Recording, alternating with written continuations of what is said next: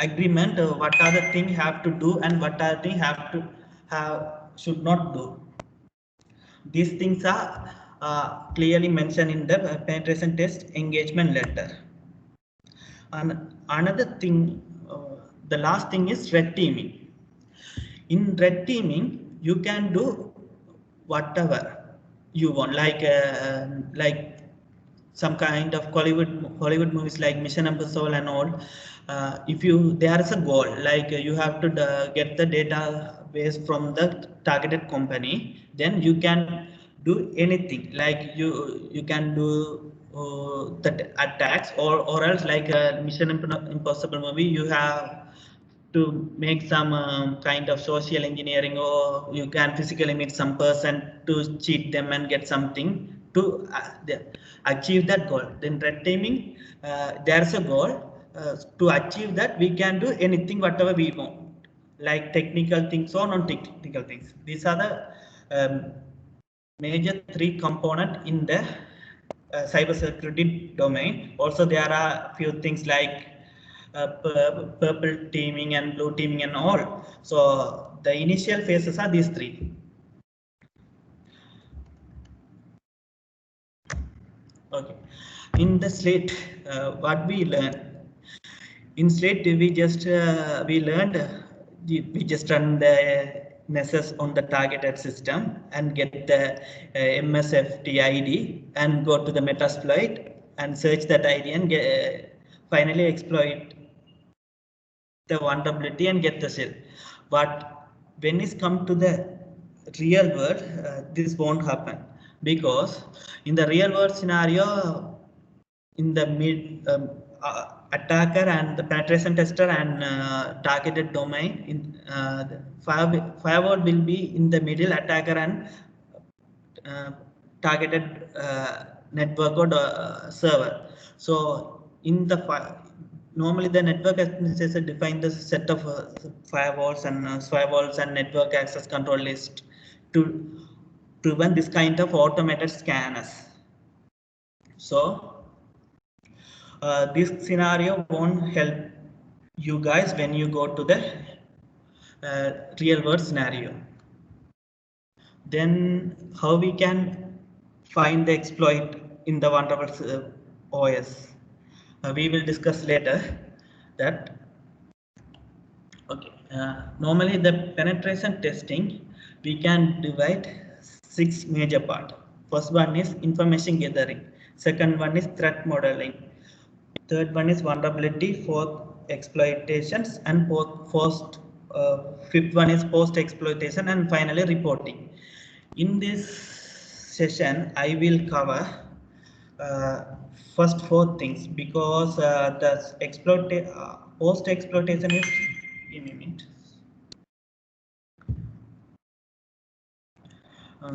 Sorry for the trouble.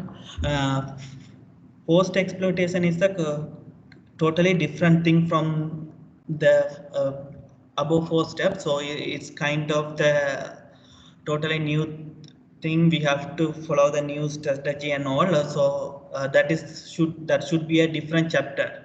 If I have another chance to do the webinar, I will cover post exploitation as a separate session.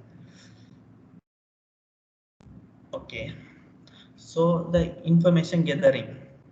Usually in the information gathering, we will use Nmap and fuzzing tools and running. We just enumerate usernames and running services. So I think if I explain these things as a theory, is not going to helpful for you guys. So I will move some explain these scenarios based on some practical scenarios. Give me a minute, I will.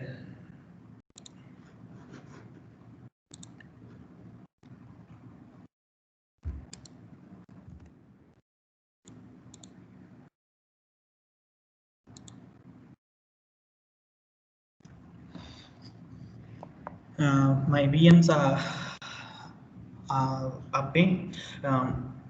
In the meanwhile, if anyone has any doubt, let me know.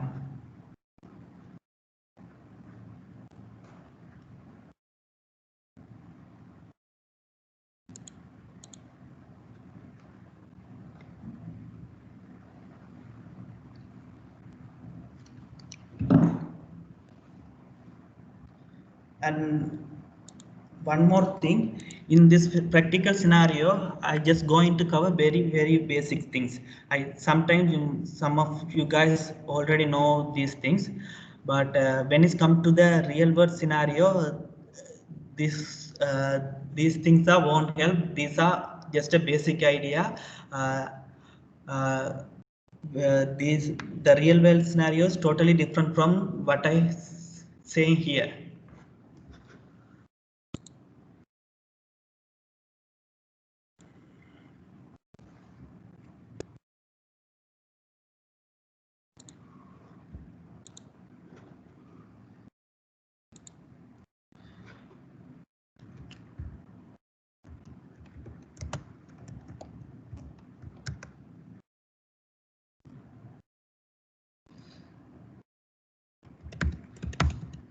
Sorry.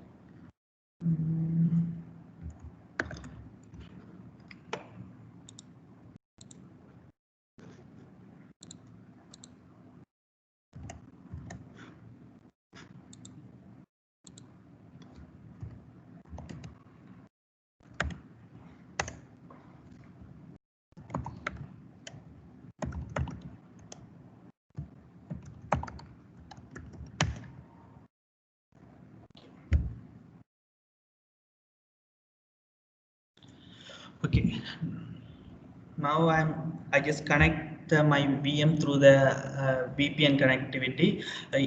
In this connection, uh, in this my VPN network, there is a 5 or 6 PCs.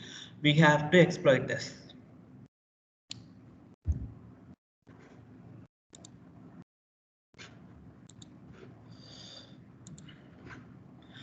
The first thing what we have to do when we connected to the client internal network.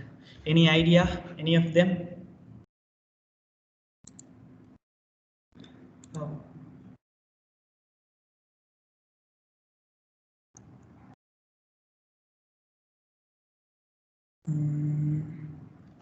There is a one question.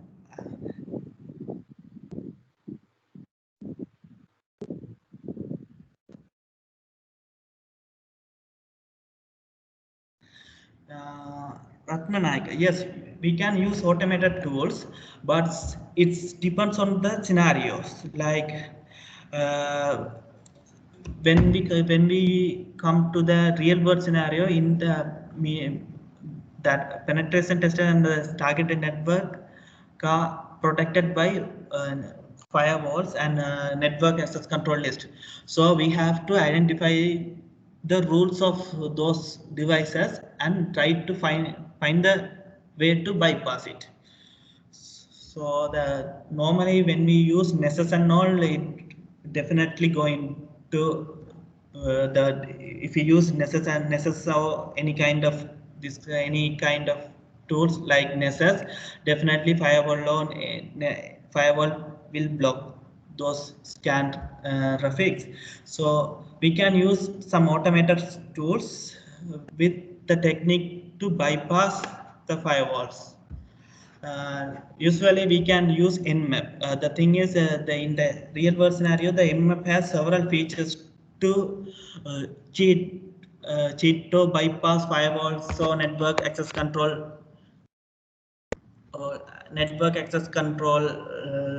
list restrictions. So normally nmap will be help to us anywhere. So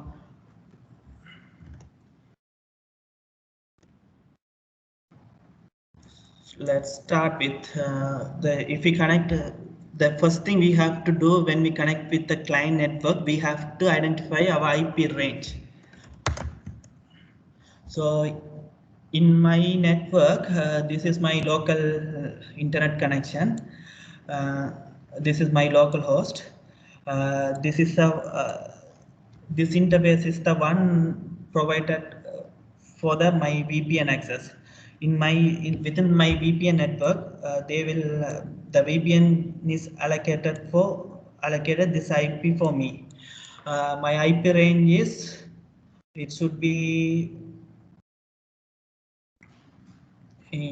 172 and 116.64 and 10. This is my IP.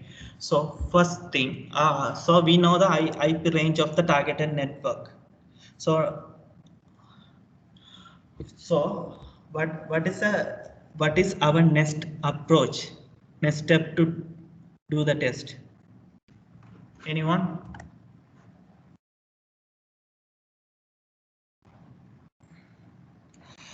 Pereira. Okay. Clients networks means in this session I'm talking. Take an example as an internal pen testing, which means some organizations hire you to test their internal networks and all. Sometimes the harm not will become from the outside. Even the internal employees also makes some harm intentionally and intentionally. So the organizations have to check their internal network as well. So that's kind of penetration testing called internal penetration test.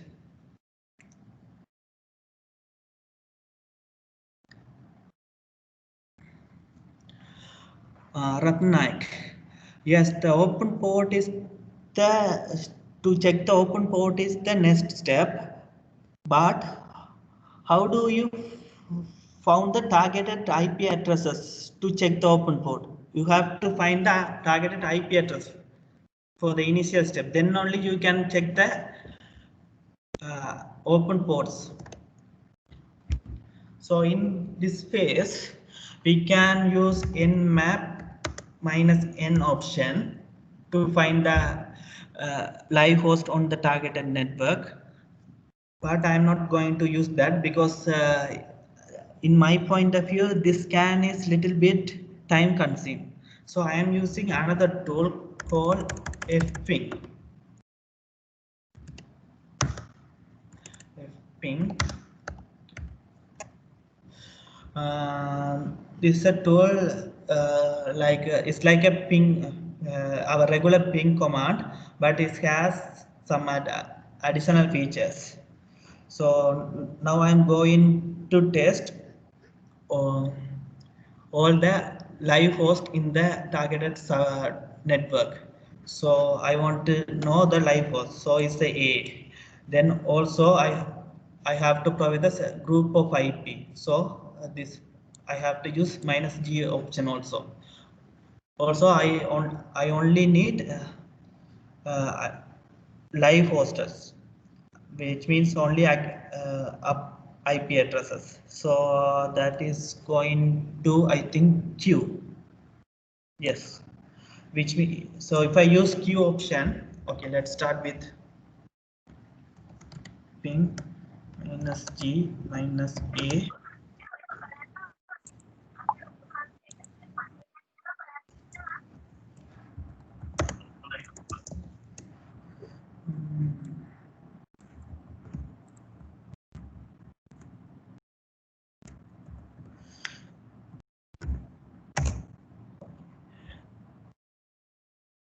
So if I avoid Q option, it will show the unreachable IP address also. So it's kind of the weird output.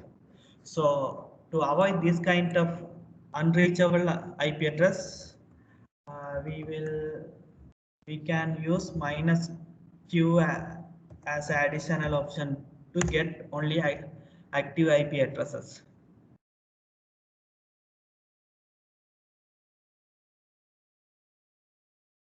So we have around 1, 2, 3, 5 IP addresses.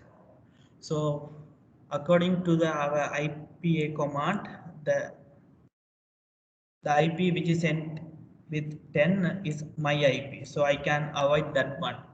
And rest of the IP should be our targeted IP addresses. So I'm going. Anybody heard about cherry tree tool?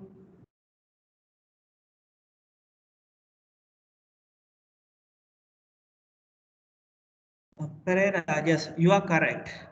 The The thing is, I'm already mentioned here. I'm going to explain very basic things.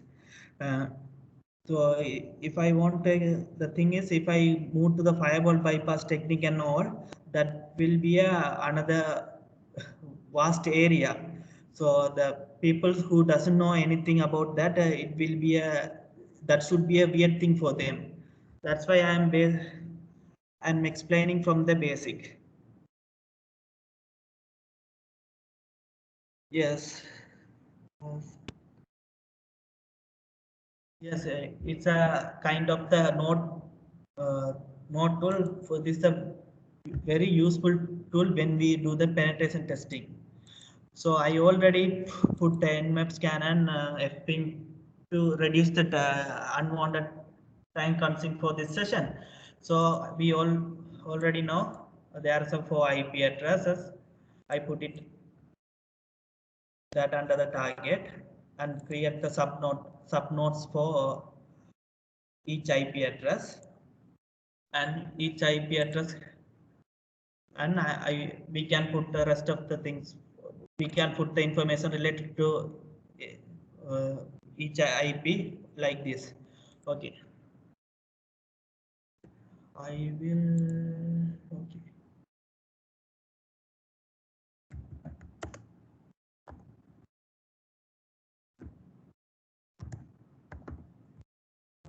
We for the versions, service running service versions, see like kind of the default script. I'm going to put the scan for one IP, which is it should be a one.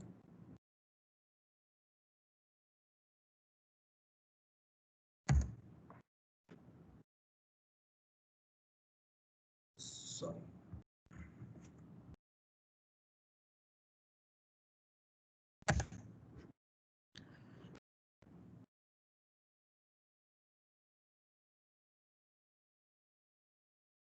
So,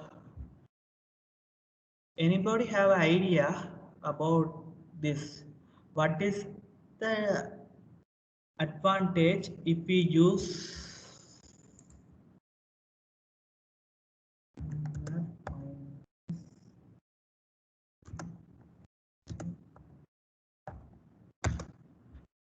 use this hyphen p hyphen option?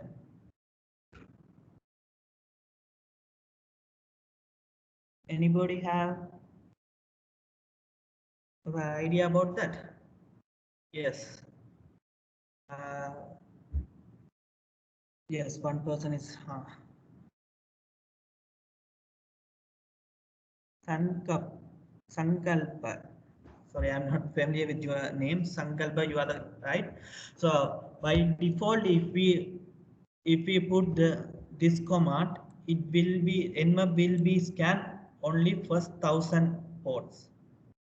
Not of 0 to 1,000 is just going to scan the first uh, the commonly used 1,000 services in the most commonly used 1,000 service only is will be scanned. So if we use hyphen p hyphen option in the nmap scan, it is going to scan all 60,000 range of IPs. Sorry, 60,000 range of ports. So so most of the time the network administrator of the targeted network, he hosts all the services in the different IP. He changed the default IP according to the security guidelines of that organization. So if you put the nmap scan without hyphen p option, sometimes we fail to found the services. So always put nmap scan with hyphen p hyphen option.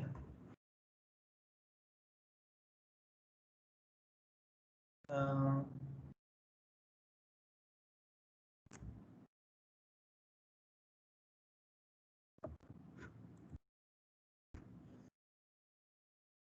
So now we have, I already put the nmap scans for targeted IP because because to avoid unwanted time waste.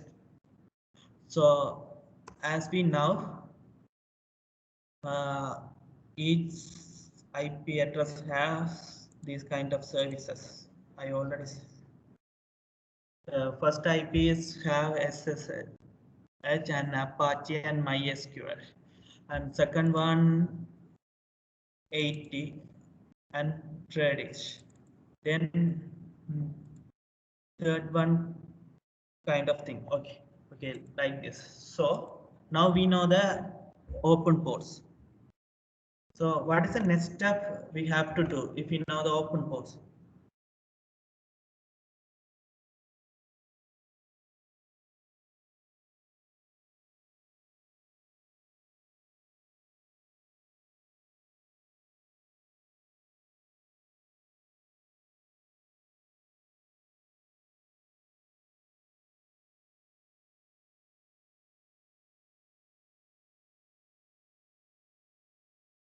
Hmm.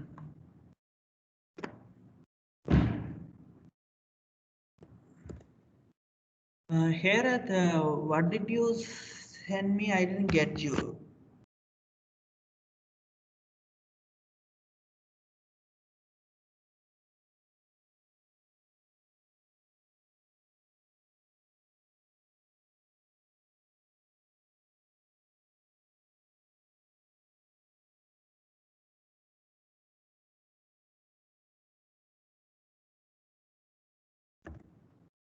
Um, yes, you are the right. Sankalpa. Okay. So we have a set of running services for each IP. So we have to go through them. From the first one, we have three IP address. 22 is SSH, which means it's a secure shelf to the remote to provide the remote terminal access for the users. Other one is 8 port 80, which is Apache server, like our Apache server to host. You guys are know about WAM and SAM servers, right? Kind of thing.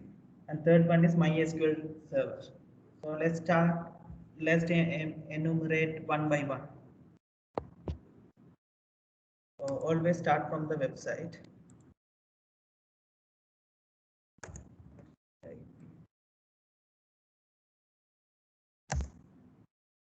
Okay, this is a default page. Then in here, what are things we can get it from this page? Sometime we have to check the source code. So it will mention the last updated date. So it will be a lead for us. So I'm going to take this one as my note.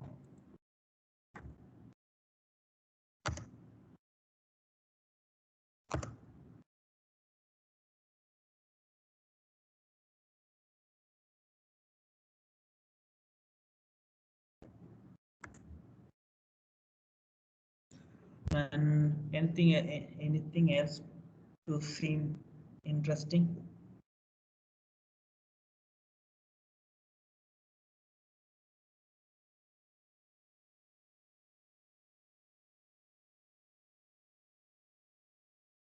Okay, so it's a default page. Maybe Vapalizer is a tool that is inspect the headers of the web page and give some certain level of information. So this time it's not going to give anything. So that is a one thing we got from the first IP. Only we have a last updated date. Any other services? Port 80 is Apache website. Port 22 is a SSH connection where we don't have a credentials or username to attack this SSH. So we'll leave it for the we'll leave it now and we will come back later. Likewise, MySQL also. We don't have any lead to attack this service. So shall we go to this page? Like again, there are two ports. The first one is Apache.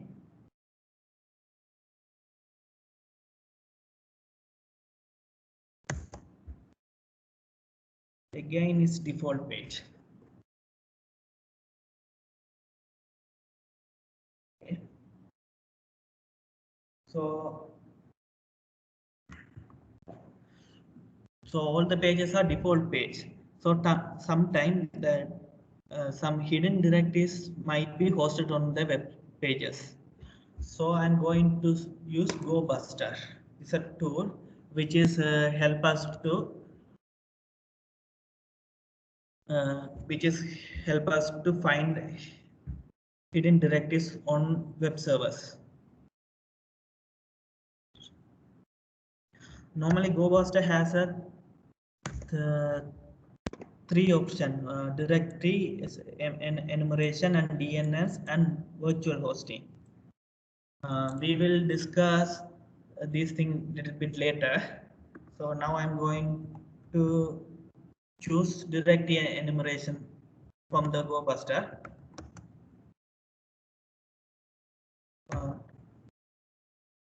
The most important thing when we use these kind of tools, we have to choose the word list. Otherwise, we will fail to find some interesting things.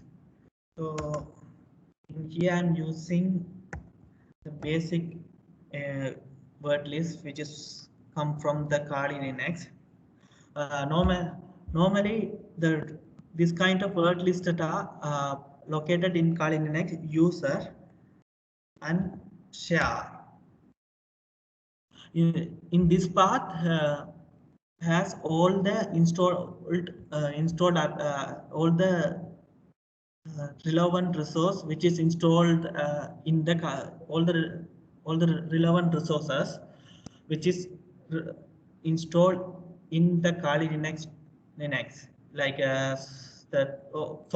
all the relevant resources for the tools which is installed in the Kali Linux. Like we can get all the tools related. We can get the some kind of script and word listed for the tools from this directory. Like if you choose nmap, should be nmap. Usually nmap has some kind of custom script to find vulnerabilities even and do some more enumeration. So this kind of tools should be a path that should be placed as a script file under the script folder. You can see around.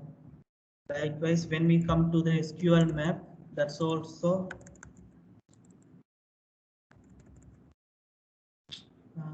something. Sorry.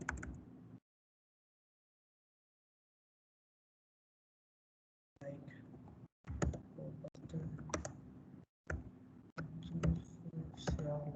SQL map. In the SQL map also have that kind something related to script, something related to nmap script, which is called temper. Temper help to bypass which means web application firewalls and all. So in our case, we are going to find some hidden directories from the web hosting server. So I'm going to use word list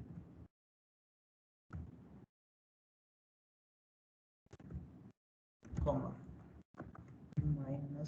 -u. That should be that.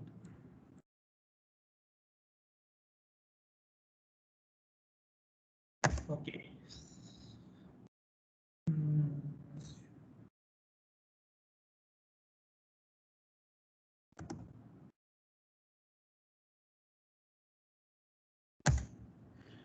In the meantime, we will check some other things like In this second IP has two running services. First one is port 80, which is web application we know, but second thing is something weird. Redis. I haven't heard about that, so we have to learn what is Redis. We have to learn about Redis and the way and identify. We have to identify the usage of this service and what are the weakness it has. Otherwise, we can't exploit this kind of unknown services, unfamiliar services. So I'm going to do some googling.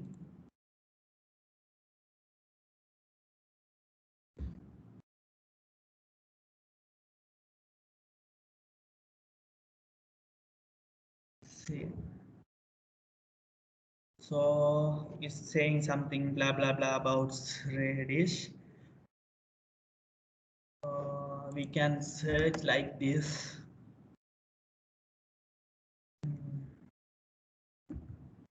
Test.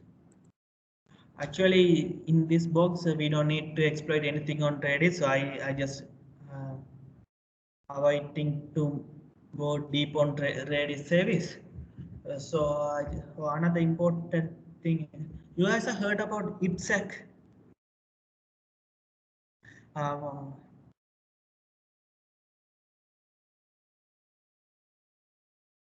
Uh, he's a YouTuber, and he's a. I think his name is listed within the listed on top 10 hack the box players. His rank is around something around 5 to 6. He has a YouTube channel. Uh, so if we follow his, we will learn a lot of new things. Usually I'm grabbed some interesting attack vectors and techniques from his videos. Uh,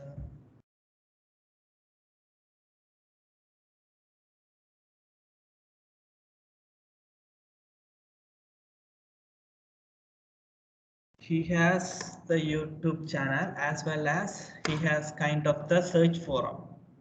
So if I have some new, if I want to test some new thing, I just came here and put the name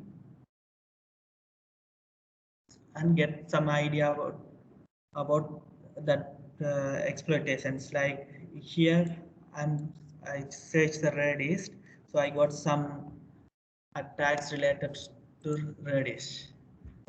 It's a best, it's a good flat. He's good. He has a best good knowledge on penetration testing and all. So it's a I'm frequently use his YouTube channel as a uh, learning material. So here, and another thing, we previously in the first domain, we not we get some dates. So we know that is Apache default page. So put some make some Google related to Apache.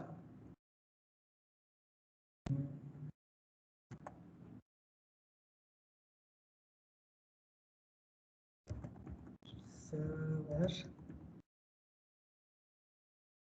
is history. Okay.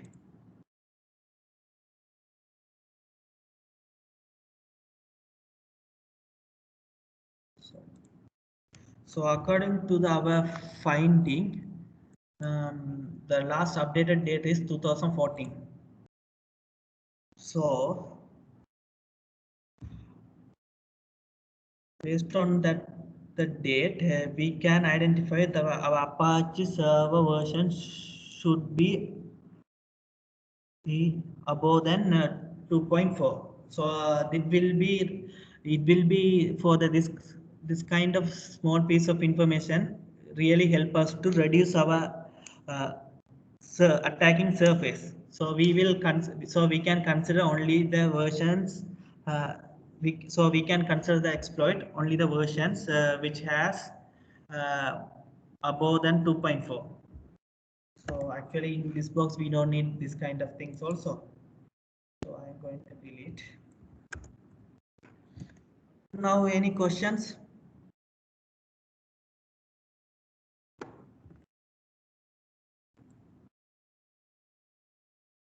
Okay, this again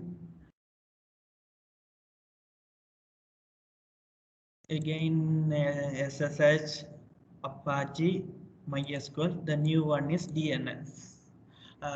You, I hope you guys are know about DNS. Should I explain or not? Anyone?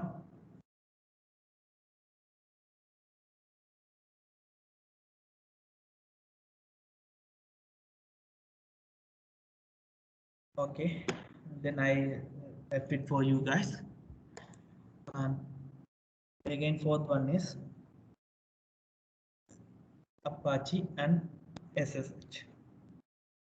Okay, we put some uh, directory and enumeration scripts, but this doesn't give any useful information.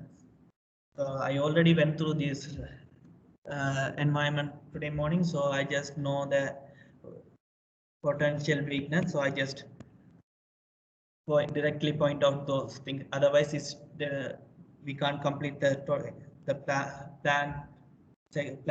plan sections within the 1 hour.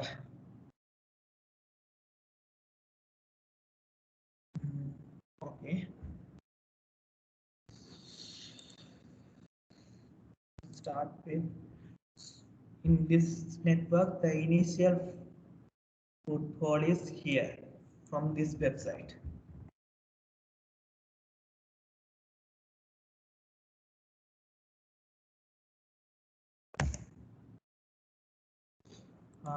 The thing is that in here that Apache server hosted on port not hosted on port 80, it is hosted on port 8080. So we have to assign the port here. So we got something.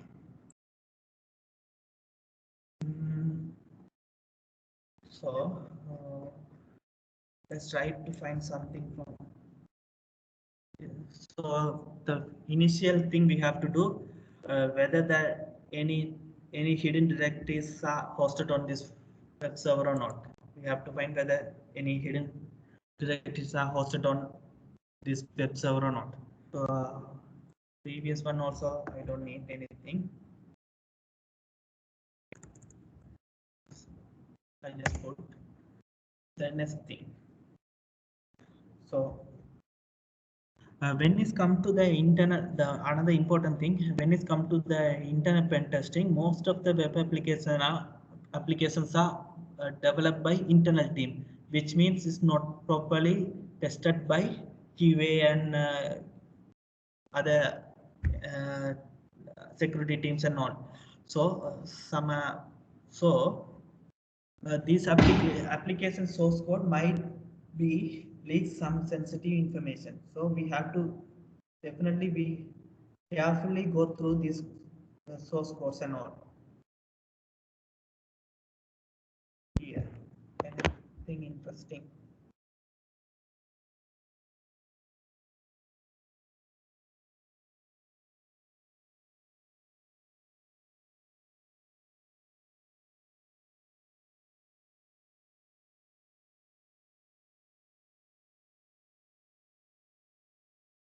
Anything interesting?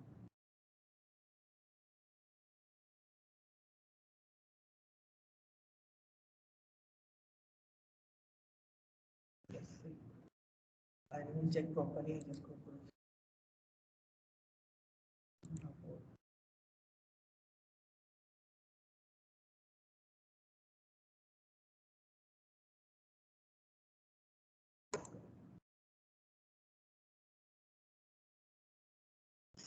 See here, this web application disclose one of the users name.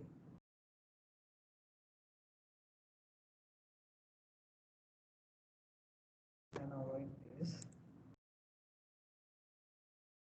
Any question up to now?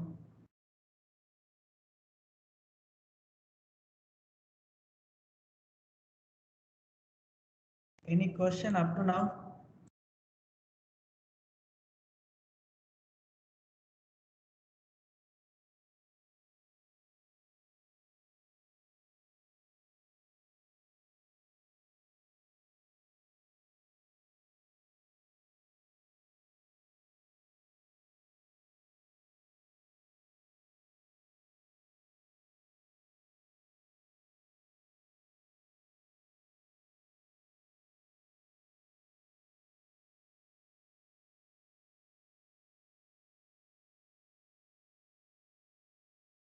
Thing interesting here.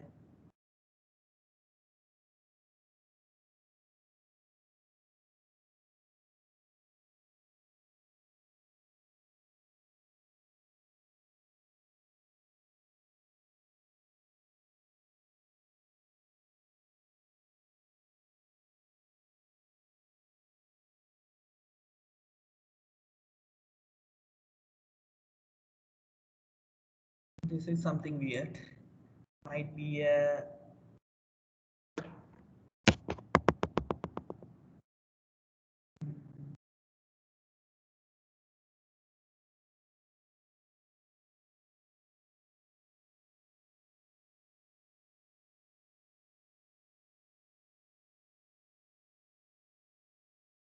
let's go to each and every page.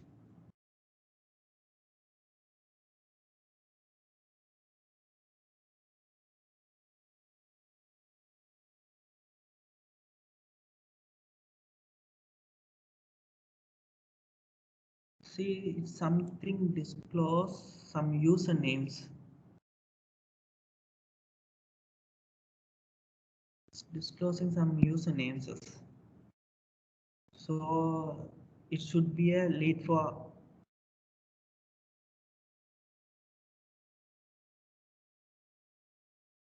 yes. So we can repeat.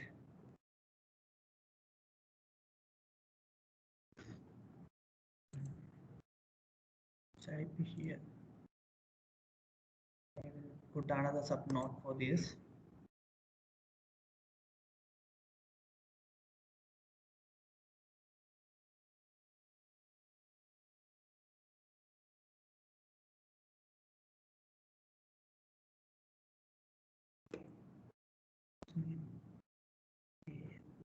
Guys,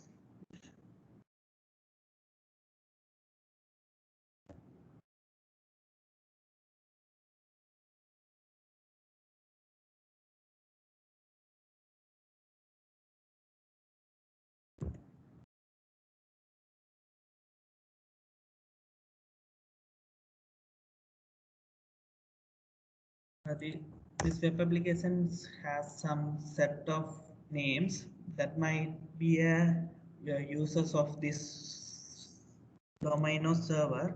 So it really help us for the uh, future steps. So we have set of use names.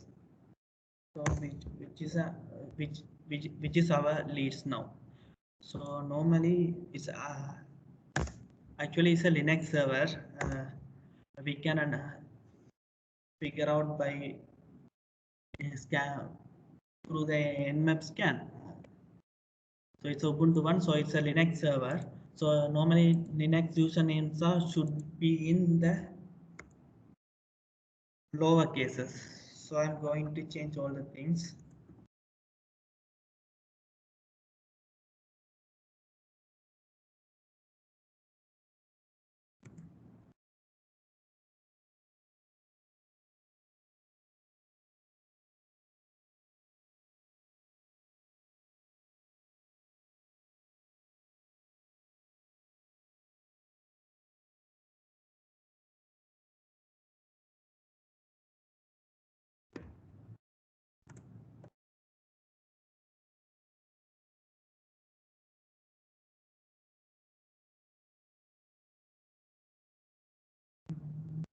Should be union. Sorry. Should be.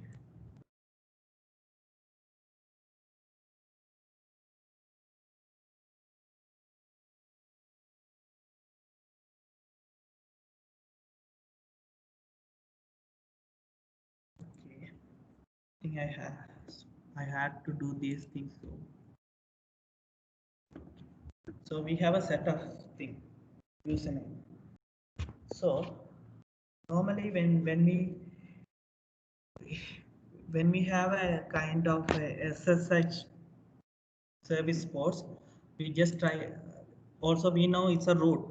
Sorry, it's a Linux one. So in the Linux, the default administrator account is root, so definitely should be there. So just try to connect, try to make a SSS connection on the targeted server with username root and check whether that SSS service banner disclosing any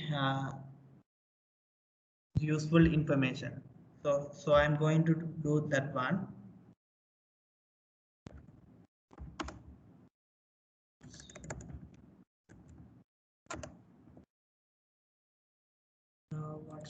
What is the IP address?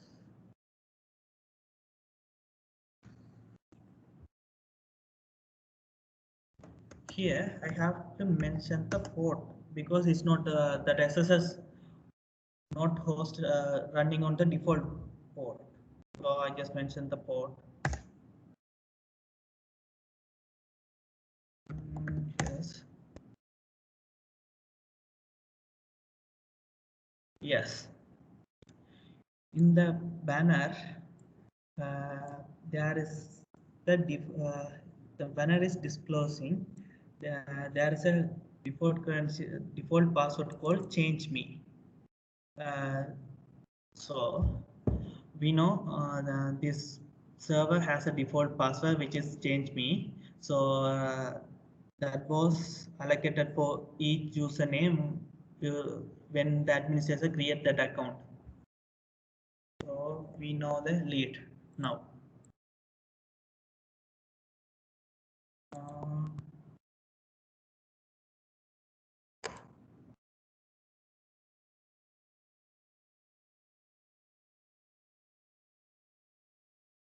so what should be our next step?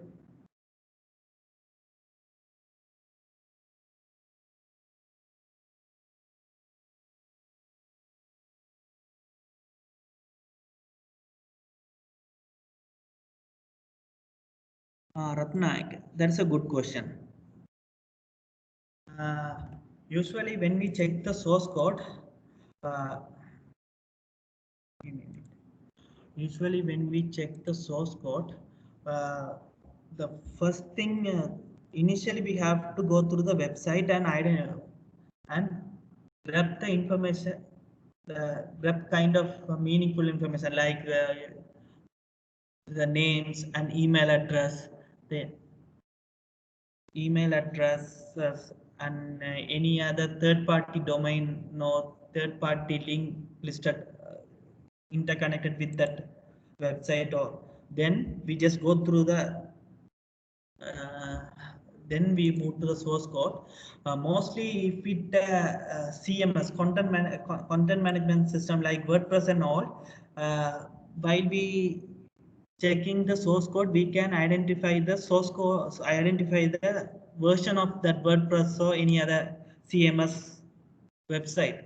So that would be an advantage. Even sometimes they are using kind of uh,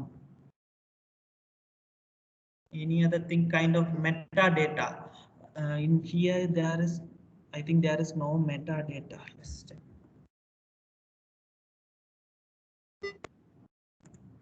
Meta tag in meta tag.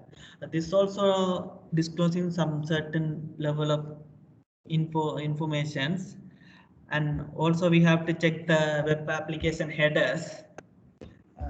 In this box we don't need to check that thing, and there are several things we have to check in the source code.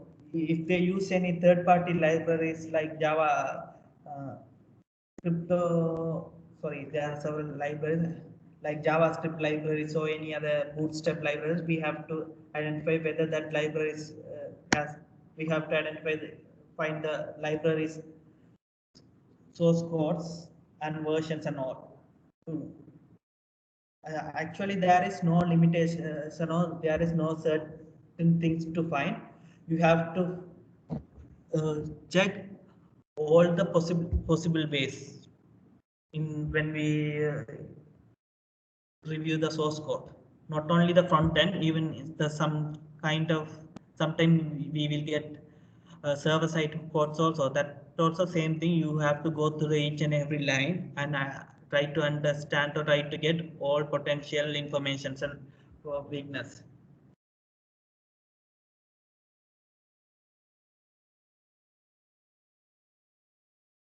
Yes, definitely is taking lot of time.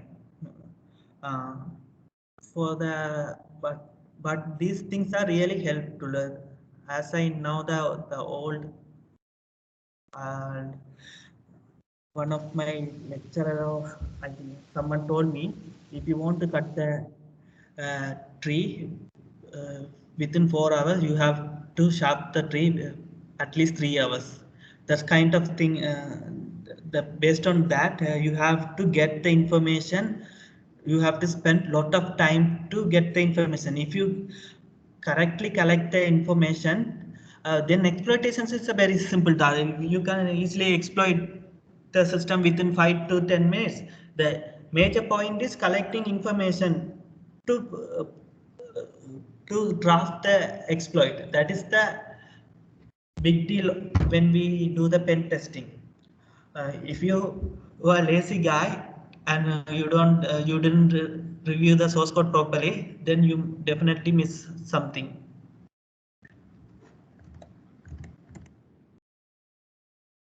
So we have a so now we have one default password and we have some set of usernames. So what would be our next step? Anyone?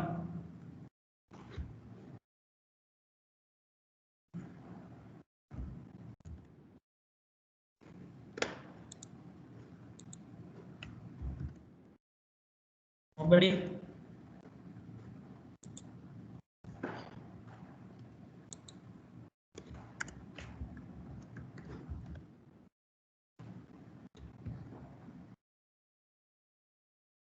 Yes, Sankalpa.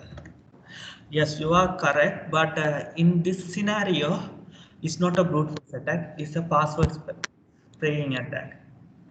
The brute force mean we have we have a one domain, one username, and try to log in it with multiple password or multiple that is brute force. In here, we have a password. We know the password is that, but we don't know which user has that password. So that kind of thing called password spraying attack. The methodology is same, but the names are different. So I am going to use Hydra. Before that I have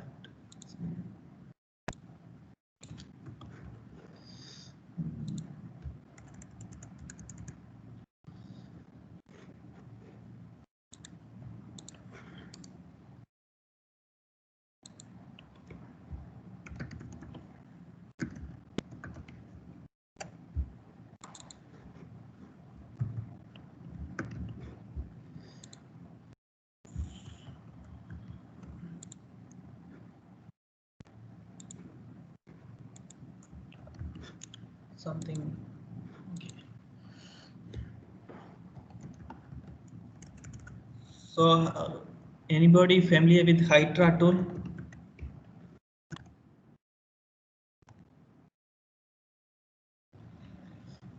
Hydra help. Okay. This is a tool we are using to crack the running service password. So this also actually when we come to the real world scenario, this tool will not help much because the firewall and all. So for this lab we can use it because it's very basic thing and it does have any firewall or ACL to prevent the network. So here in the if you want to use any tool, we have to go the first step we have to check that tool manual, otherwise we can't we can't properly use that tool. So here I'm going to spray the password. So I know for the SSH server Hydra. So I have a set of user list. Okay. So if I put small l, that will consider that is a string as a one username. So if I put capital L, Hydra will consider that as a file, and it's going to use all the username which is inside the file. So now I have a password. Should be change me, right?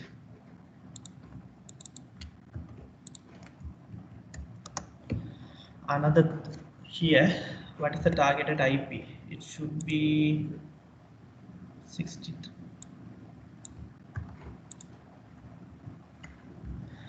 And here we have this SSH server not in the default port, so we have to mention the service and also have to mention the port because which is not in the default, which is not running on the default port. So here this should -s is the option to mention the port.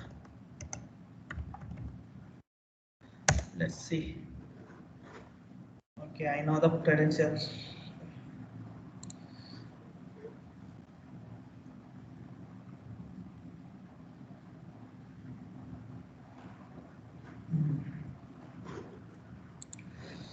While is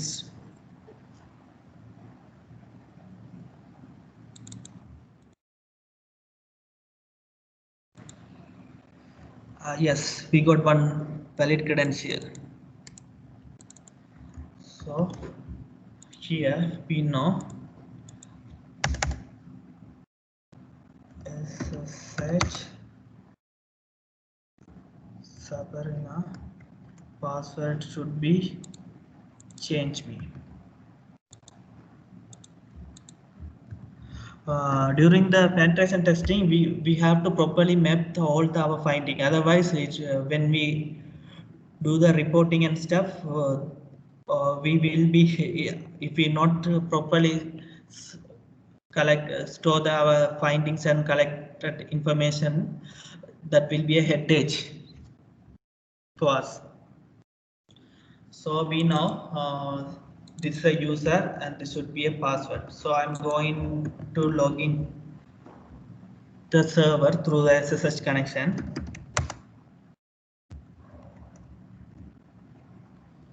What should be IP?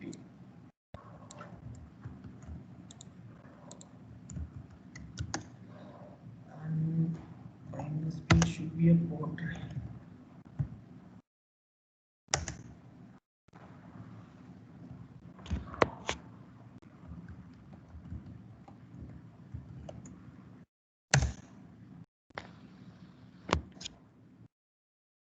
Okay. Successfully we got the access for one server. Okay. Up to this, any doubts?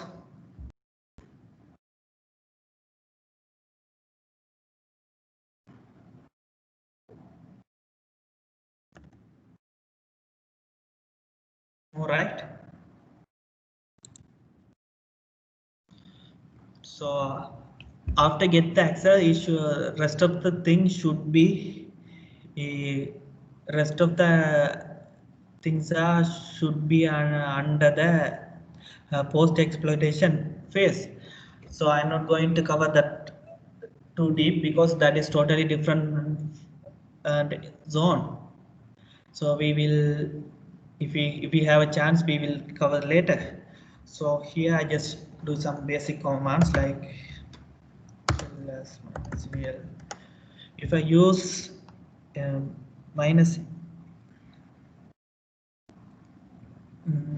so something flag, it should be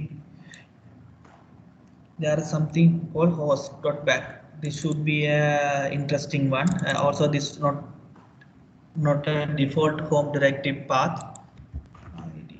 Why am I? This is a default user. Have to check whether the user has sudo privilege or not. Change me.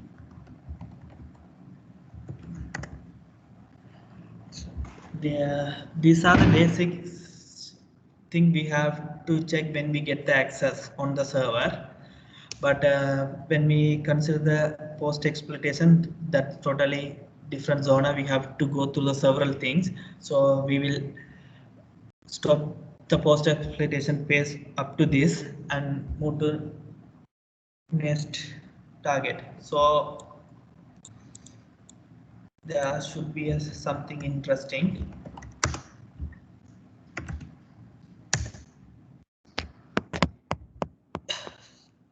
It's mentioned some IP addresses and domain name. Anybody know about what is host file? Anybody?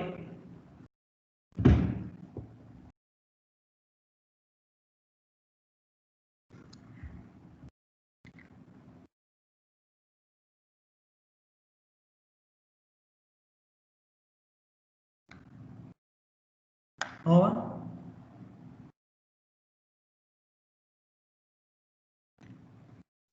Okay.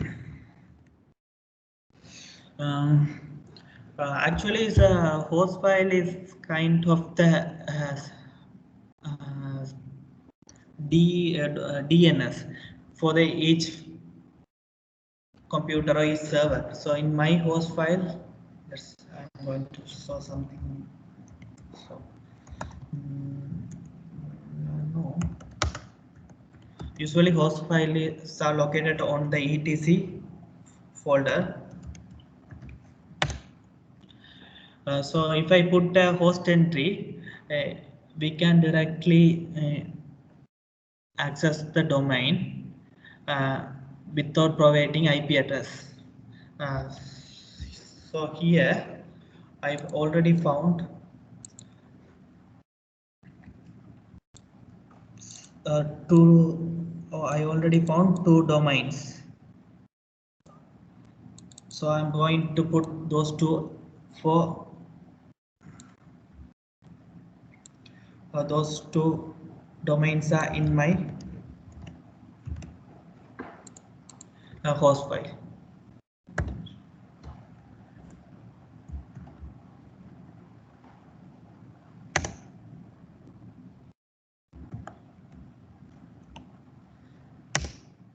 Sorry.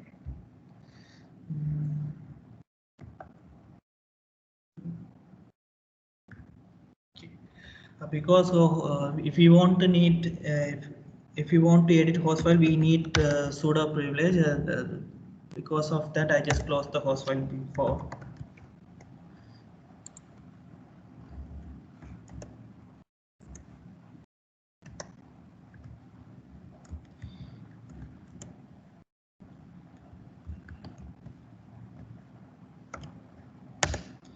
Okay, so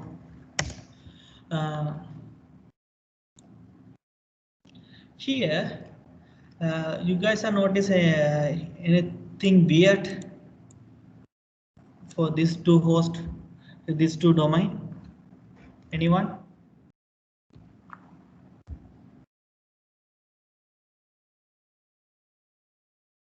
Anyone?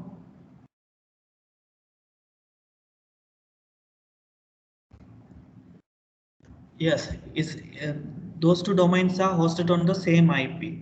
So what is that?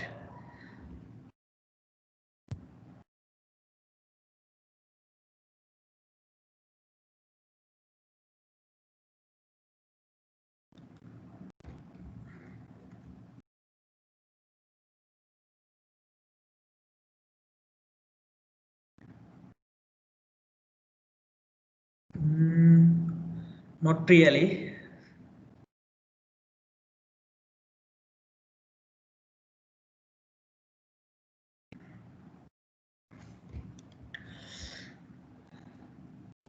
Not really. You guys have heard about virtual hosting?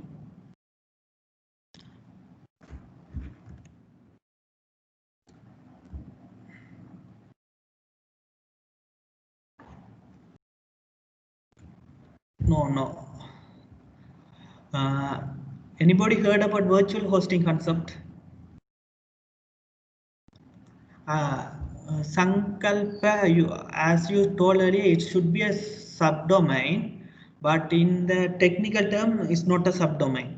It's called virtual hosting, which means in the subdomain concept, each domain addresses are, each subdomains are connected with the different IP address. But virtual hosting, each in the virtual hosting, all subdomains are hosted on the same IP.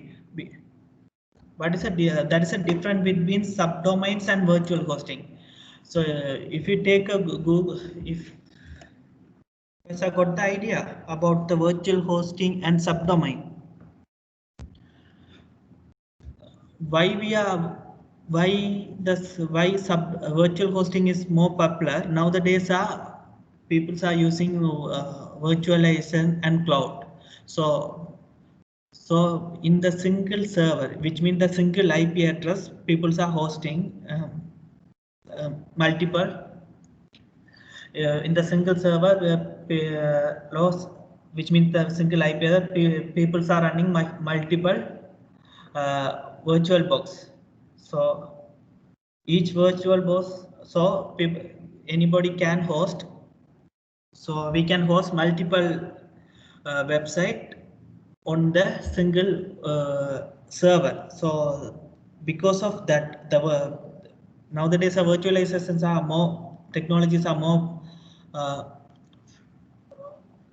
more frequently used. So because of that, the virtual host also nowadays are more famous.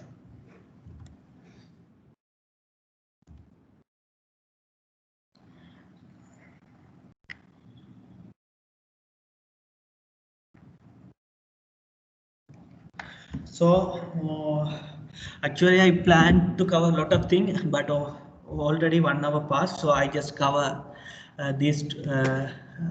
I just cover the virtual host concept, and we will wind up.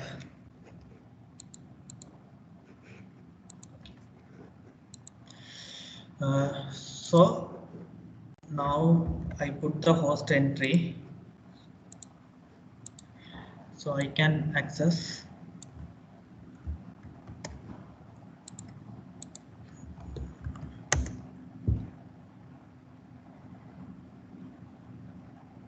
Okay. So I can directly, so I have to show something here.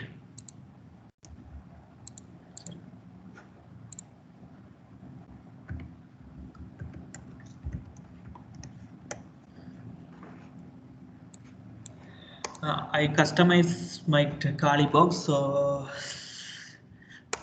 some commands are my own one. So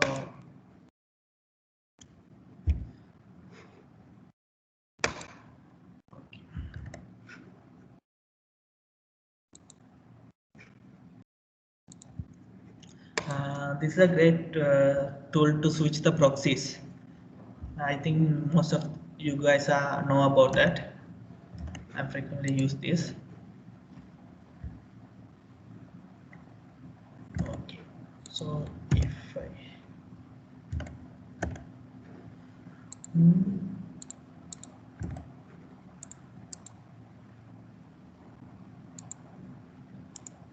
all right, okay, what happened?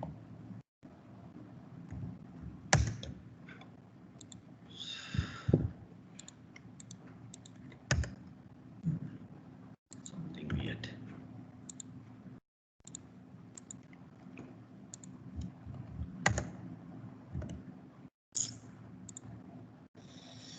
I'm trying to show something, you guys.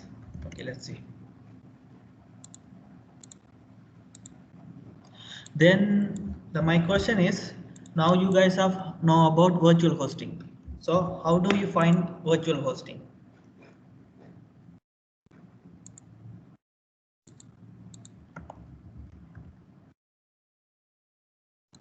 Anybody?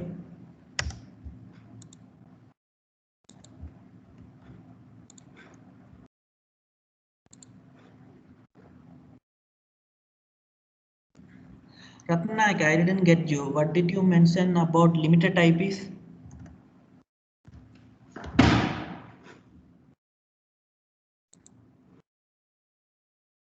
My question is now, how do we identify virtual hosting?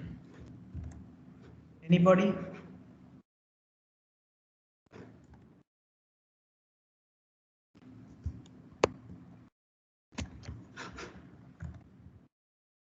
Anyone?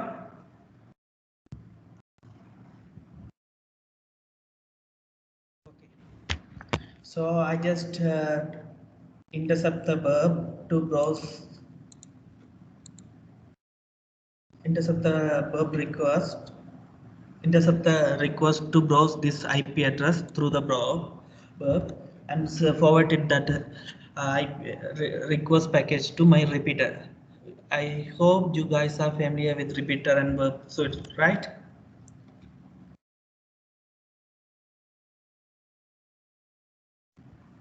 Yes, exactly, Ratnaik. Uh, you guys are familiar with verb suite and its tools? I hope you guys are familiar with these things, so I just directly go to the virtual host. So when I send to the request to what happened? Let's see.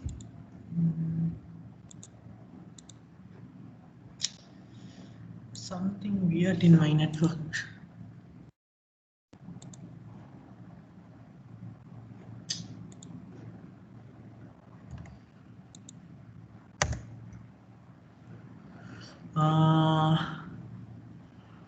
I think there should be a connection issue. It's working. Then what happened?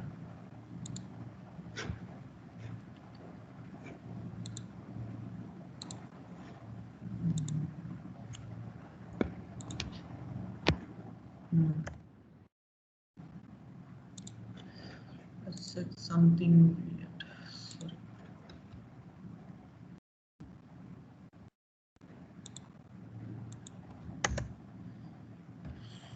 Shit. Turn off.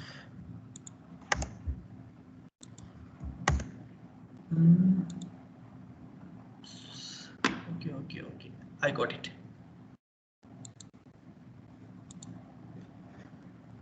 Mm.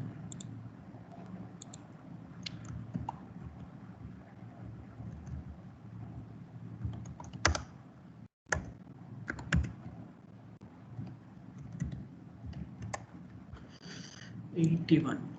I I was trying. I was trying to access wrong IP. That is the case.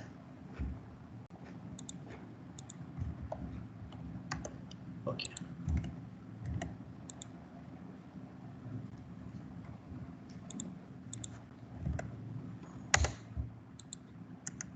I think this should be.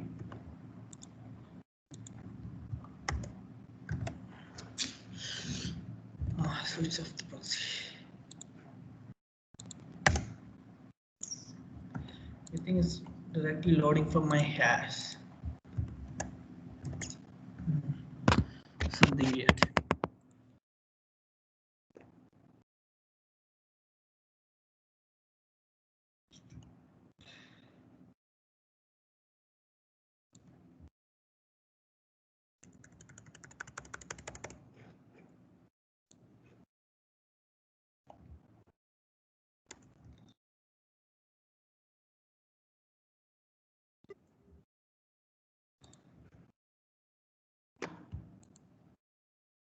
Okay. So if I access the IP address,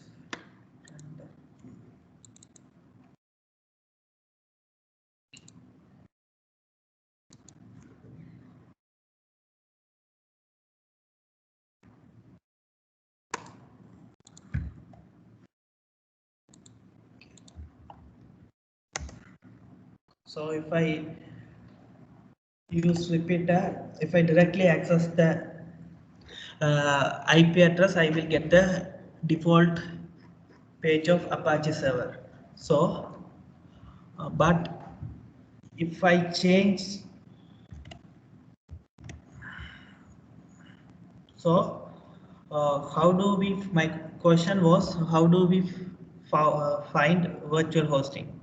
Usually, virtual hostings are mentioned in the host header.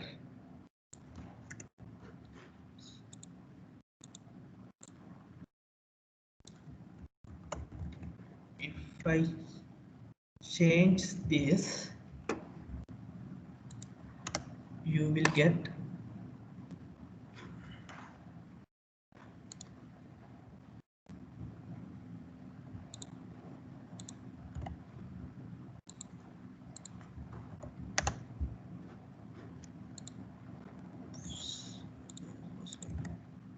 see uh,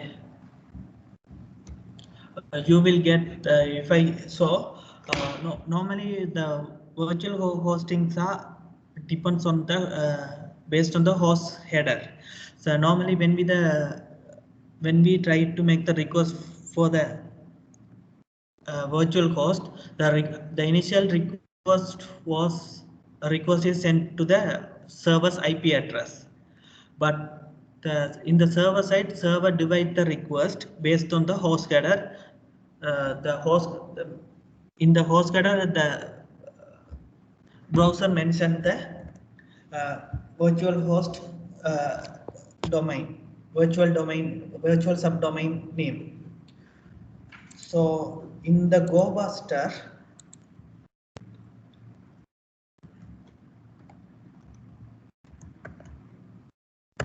Buster help. In the GoBuster, there is an option. There is a mode to enumerate virtual hosting. But when it's come to the real world scenario, if you automate this stuff, automate, if we use GoBuster to find virtual hosting through the automated request, definitely after certain request firewall, the request will be hit on firewall. To avoid that, uh, there is another. So to avoid, uh, there is several way to bypass this to detect firewall. This kind of automated scriptings. So mostly the firewalls are based, the basic level of firewalls are based on the uh, firewalls are detect the bulk request for the certain time period, for the 1 second or 2 second. If the one IP generate bulk of kind of 200 to 300 requests per second, that should be a weird one. So definitely firewall will be block the request. So for this point, we can use uh, we can write our own custom script or any other tool to slow down the request based on the like per second one request, or maybe uh, every 5 second one request. That would be a if you use that kind of technique, that would be a but that seem to like a regular network traffic. So we can use that kind of techniques to avoid the firewall detections. So up to this, any questions, any doubt? The and one more thing, the GoBuster doesn't have the option to slow down the request. Is the no time-based slowdowns options in GoBuster. So most of the time I use W first. That also great tool. That's also we can use for the certain fuzzing purpose. Actually, it's almost 1 hour and 30 minutes. So if I push all the things, it's kind of weird for you guys. So shall we wind up for this level? And if I have a chance, I will complete the rest of the things for the another session. Yeah, surely we'll have another session if you have time. So you spend 1.5 hours for spend your time. So thank you very much. So is there any questions that you guys have? So if there's anything, just let us know so we can ask it.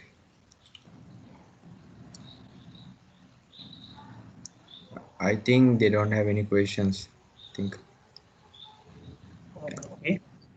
Yeah. If you have any questions, you can ask here, or you can directly contact me through the Facebook or LinkedIn. I will share my Facebook and LinkedIn addresses here.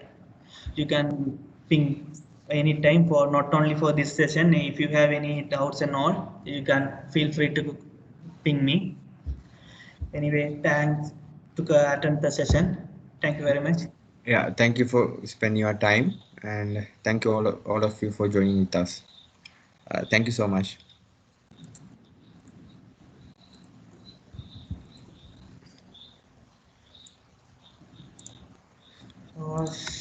Shall I end the cut the call? Yeah. You can cut the call. Yeah. Just leave it. Yeah. I'll stop the recording. Then it will be okay. Okay, Okay. I will share my LinkedIn. Yeah. Share your LinkedIn and Facebook in here in this thread.